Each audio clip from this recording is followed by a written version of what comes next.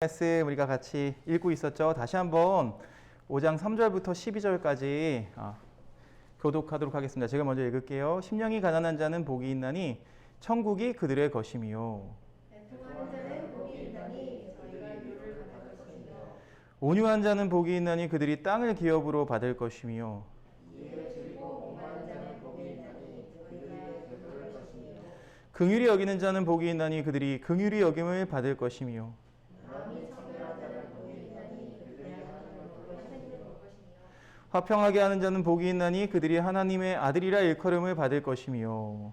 그를 위하여 떡값을 받는 자는 복이 있나니 천국이 그들의 것이며 나로 말미암아 너희를 욕하고 박해하고 거짓으로 너희를 거슬러 모든 악한 말을 할 때에는 너희에게 복이 있나니 기뻐하고 즐거워하라 하늘에서 너희의 상이 크니라 너희 전에 있던 선지자들도 이같이 박해하였느니라. 아멘. 네, 감사합니다. 오늘 또 여러 가지 또 돌발 상황들이 있지만 그럼에도 불구하고 우리 예배는 또 멈출 수가 없습니다. 오늘 함께 말씀을 읽었는데요. 이 말씀을 두 자로 이렇게 표현을 합니다. 보통 뭐라고 이야기할까요? 주보에 써 있어. 맞아요. 팔복이라고 써 있습니다. 왜 팔복일까요? 복이 있나니 이런 말이 총 8번이 등장을 하죠. 그래서 8가지의 복 해서 팔복이라고 이야기합니다. 목사님의 첫째 딸 하이미의 태명이 팔복입니다. 여기에 팔복을 따서 좀 이렇게 지어봤었어요. 그래서 이 팔복이라는 말씀은, 이 팔복의 말씀은 굉장히 개인적으로도 의미가 있지만 이 성서를 통틀어서 이 마태복음 5장부터 7장까지를 뭐라고 이야기하냐면 산상수훈, 뭐라고요? 산상수훈이 뭔지 아세요? 산 위에서 가르치다. 그러니까 산에 데리고 올라가는 거예요. 이번에 우리 수련회 제목이 뭐죠? 하나? 등산이에요. 그렇죠? 그러니까 하나님 말씀을 듣는데 이 산에 이 제자들을 데리고 가서 산 위에서 말씀을 가르치신 거예요. 그래서 뭐라고 얘기하냐면 이 산상수훈을 복음 중에 복음, 성서 안에 성서라고 이야기합니다. 그러니까 보통 우리가 글을 쓰거나 아니면 무슨 설교를 하거나 이럴 때 앞부분을 들어봐야죠. 그렇죠? 책을 읽을 때도 서론을 읽으면 대충 이 책이 무슨 얘기를 할지에 대해서 알 수가 있습니다. 마찬가지로 이 산상수훈을 우리가 제대로 읽으면, 제대로 볼 줄 알면 예수님이 이 사역 기간 동안, 공생의 기간 동안 무슨 일을 하시고 또 우리에게 무엇을 알려주려 오셨는지 분명하게 기록되어 있는 게 이 산상수훈이에요. 그 중에서 첫 번째 등장하는 게 뭐냐면 바로 이 팔복이 등장을 한다는 거죠. 예를 들면 예수님이 이 제자들을 앞에 불러놓고 설교를 하시는 거예요. 말씀을 전하시는 거예요. 근데 이 서두가, 이 초반의 서두가 굉장히 은혜롭죠. 왜냐하면 복이잖아요. 복. 여러분 복 좋아하세요? 복 좋아해? 은연아? 무슨 복 좋아해요? 어떤 복을 받고 싶어요? 안정민 어떤 복을 받고 싶어요? 생각이 없어요. 아니죠. 어떤 거 원해? 아니죠. 어떤 건강이라는 복. 약간 저 친구는 교회를 오래 다녔어. 그래서 약간 모범 답안을 자꾸 하려고 노력해요. 이게 우리 교회를 오래 다닌 녀석들의 문제예요. 모범 답안을 하려고 하지 말고 그냥 있는 그대로 이야기하면, 있는 그대로 얘기하면 그런 거 있잖아요. 나 좀 돈도 많이 벌고 싶고요. 그쵸? 여자들한테 인기도 좀 많았으면 좋겠고요. 나중에 좀 커서 좋은 거 외제차 막 이런 거 막 B로 시작되고 막 이렇게 이런 차 타고 싶어요. 그렇잖아요. 그쵸? 세상 사람들은 그것을 복이라고 이야기하는데 재물의 복, 명예의 복, 뭐 이런 관계의 복을 복이라고 이야기하는데 과연 예수님이 말씀하신 복은 무엇이냐? 다행히도 예수님이 처음부터 막 저주하거나 그러지 않으셨어요. 세상을 막 계도하기 위해서 와가지고 야 너네 이따위로 하지 마, 이따위로 살지 마, 뭐 이렇게 얘기한 게 아니에요. 처음부터 은혜롭게 복을 얘기하셨어요. 근데 예수님이 그 이후에 또 화두 선포하세요. 원수들에 대한 화두 선포를 하십니다. 그러면서 첫 번째로 얘기했던 복이 무엇이냐면 우리가 이 팔복이라는 것을 이제 7월, 8월 2달 동안 하나씩 살펴볼 거예요. 오늘은 첫 번째 시간으로 심령이 가난한 자는 복이 있나니 천국이 그들의 것임이요를 살펴볼 거예요. 자, 인간들이 흔히 생각하는 아까 목사님이 얘기했던 부유한 것이 복이다. 우리가 잘 산다라는 말을 오해하기 십상이죠. 잘 사는 건 어떻게 사는 거예요? 내가 친구네 집에 놀러 갔어, 어렸을 때. 근데 그 친구네 집은 막 잔디밭도 있고 집에, 그리고 막 그 한켠에 막 창고 같은 공간이 있는데, 내가 어렸을 때 기억도 나. 초등학교 3학년 때인데 그 친구네 집이 되게 잘 살았다 이렇게 얘기하죠, 보통. 자, 갔는데 초콜릿 같은 거 있잖아. 그 한국에서는 볼 수 없는 초콜릿. 심지어 그 안에 술이 들어있는 초콜릿. 알아요? 위스키가 들어있는 초콜릿이 있어요. 근데 그걸 먹어봤다니까, 그 어린 나이에. 아무튼 그걸 먹으면서 야, 얘네 집은 진짜 우리 집이랑은 달라. 그래서 엄마한테 뭐라고 했어요? 갔다 와서 엄마, 내가 기덕이라는 친구네 집에 놀러 갔다 왔는데 걔네 집 되게 잘 살아 라고 이야기했죠. 잘 산다의 기준이 뭐예요? 우리 기준은? 부유한 것을 잘 산다고 얘기해요. 자, 대한민국이라는 나라가 이제 전 세계에서 10위권 안에 드는 선진국 대열에 합류하게 됐어요. 뉴스 보니까 이제 개발도상국이 아니라 선진국으로 이제 명명해서 우리나라는 이제 선진국 대열에 합류를 했어요. 자, 그러면 외형적으로 봤을 때 우리나라는 잘 살아요. 사람들의 기준으로 봤을 땐 잘 살아요. 근데 잘 살아요? 근데 왜 우리는 행복지수가 꼴찌에서 저 밑에 있죠? 그거 잘 사는 거예요? 방글라데시라는 나라가 있어요. 행복지수가 1위예요. 근데 그 나라는요, GDP가 우리나라의 10분의 1도 안 돼요. 그럼 그 못 사는 나라예요? 자, 이 잘 사는 의 기준. 부유하다. 부유한 자는 복이 있나니 지상의 왕국이 그들의 것이다.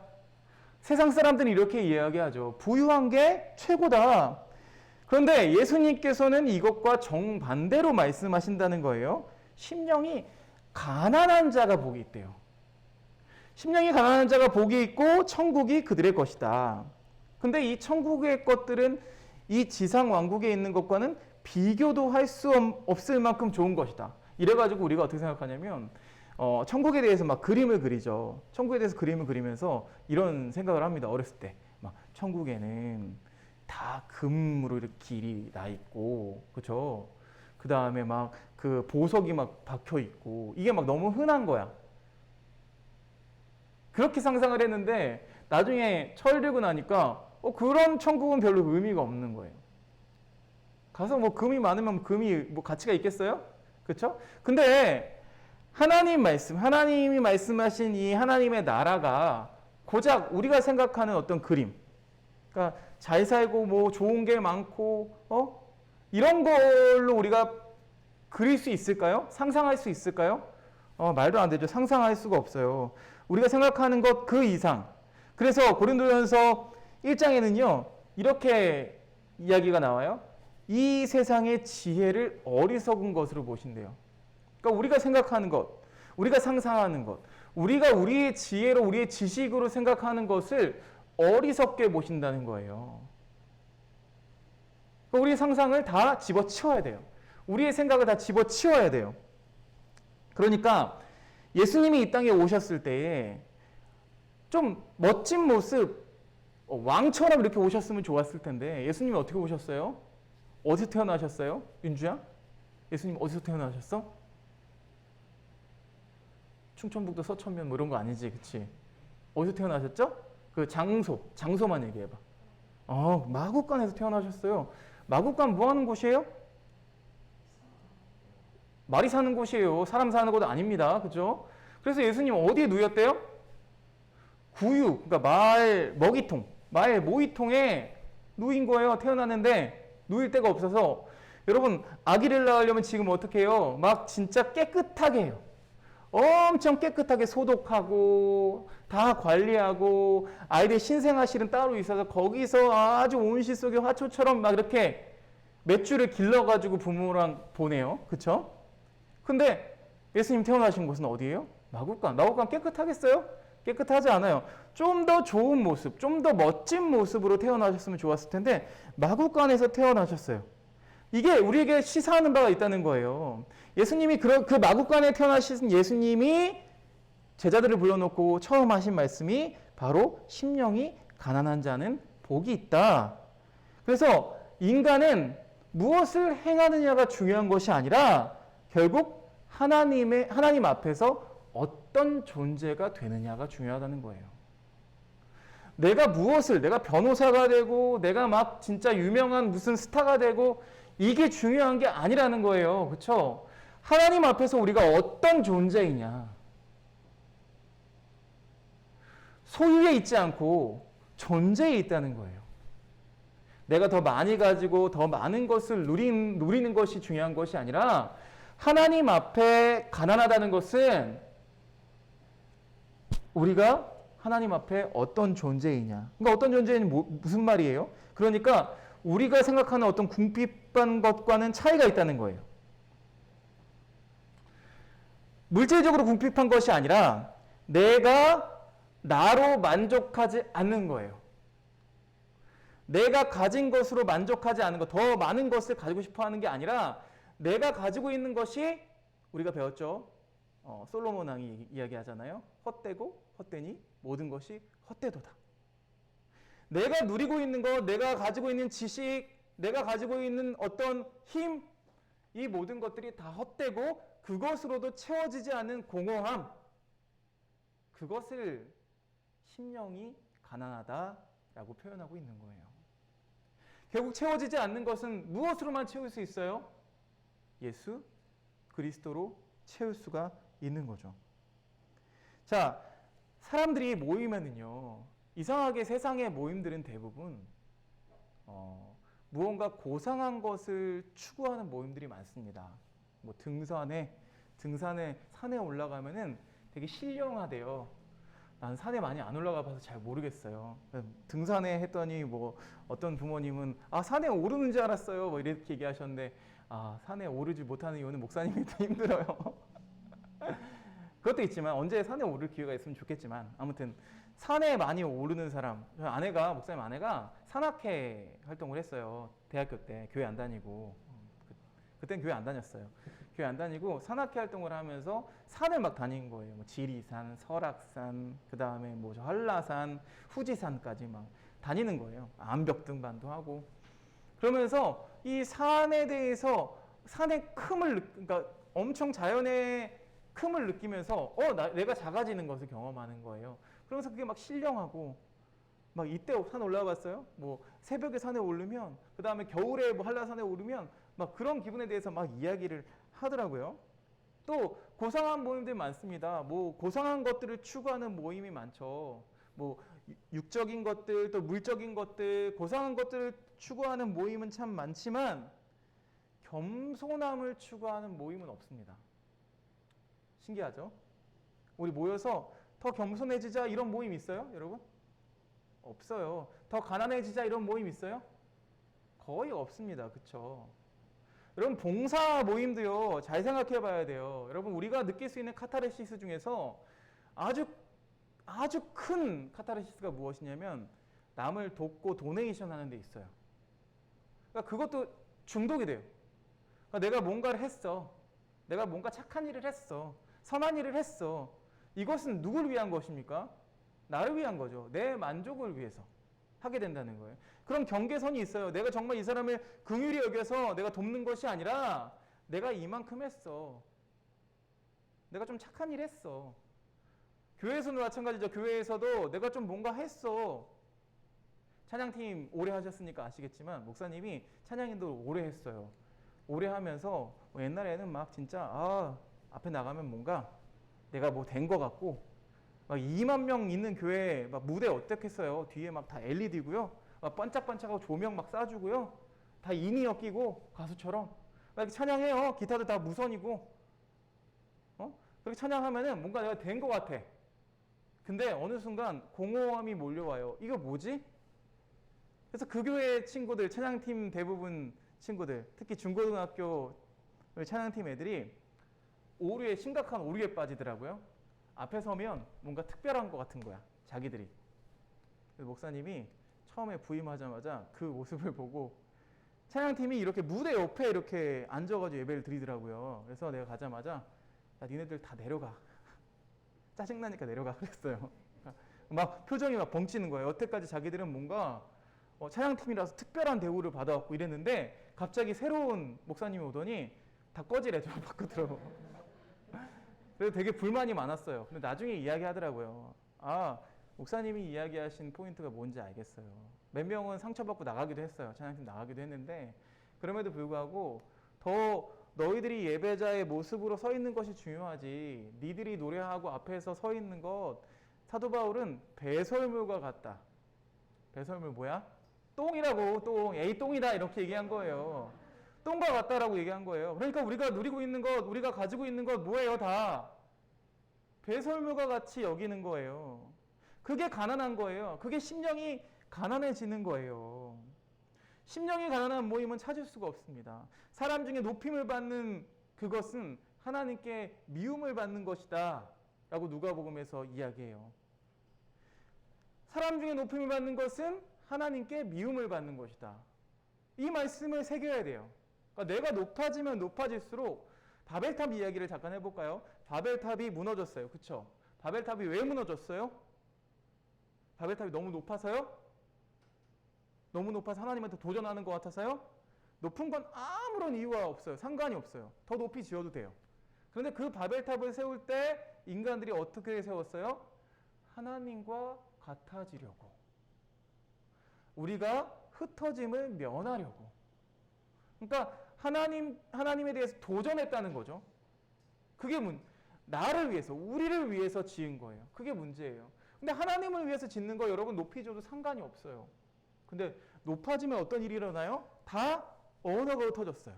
여러분 생각해 보세요. 어제 오늘 함께 살고 있던 우리 정민이랑 희주가 갑자기 언어가 통하지 않는 거야. 얘가 뭐라 그러는 거야? 뭐라 그러는 거야? 말을 똑바로 말해봐. 뭐 이상한 말을 막 하는 거야. 막 외계어를 막 하고 이러니까 못 알아듣죠, 그렇죠? 그러면 어떻게 될까요? 나중에 어떤 문제가 생기는지 알아요? 소통이 안 되면 어떤 일이 벌어져요? 외로워져요, 그렇죠? 목사님은 우리의 지위와 우리의 명예가 높아지면 높아질수록 경험하게 되는 것은 외로움이라고 생각해요. 왜 재벌 총수가 자살을 해요? 우리가 볼 땐 전혀 부족함이 없잖아요. 왜 그 유명한 스타들이 자살을 해요? 왜 그럴까요? 외로움 때문에 극단적인 선택을 해요. 왜요?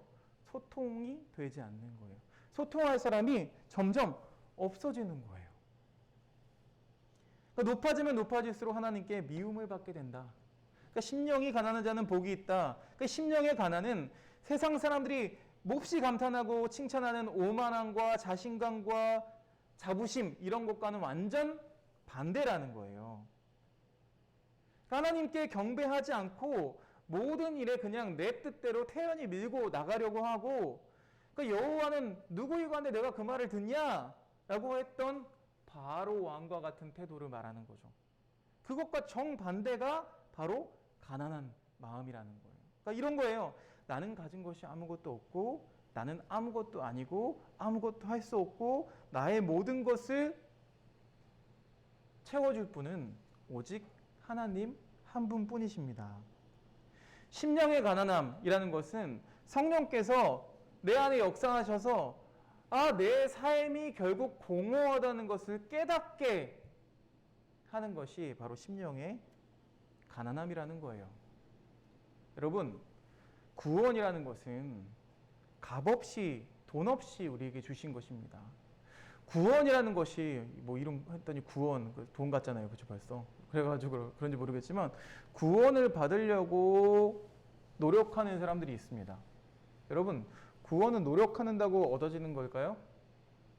아니죠. 구원받기 위해서 예수님 믿으십니까? 구원받기 위해서 여러분 일요일날 이 소중한 시간, 이 주일날 나와서 예배드리십니까? 아니에요. 구원받기 위해 예배드리는 게 아니에요, 여러분. 구원받았으니까 예배드리는 거예요.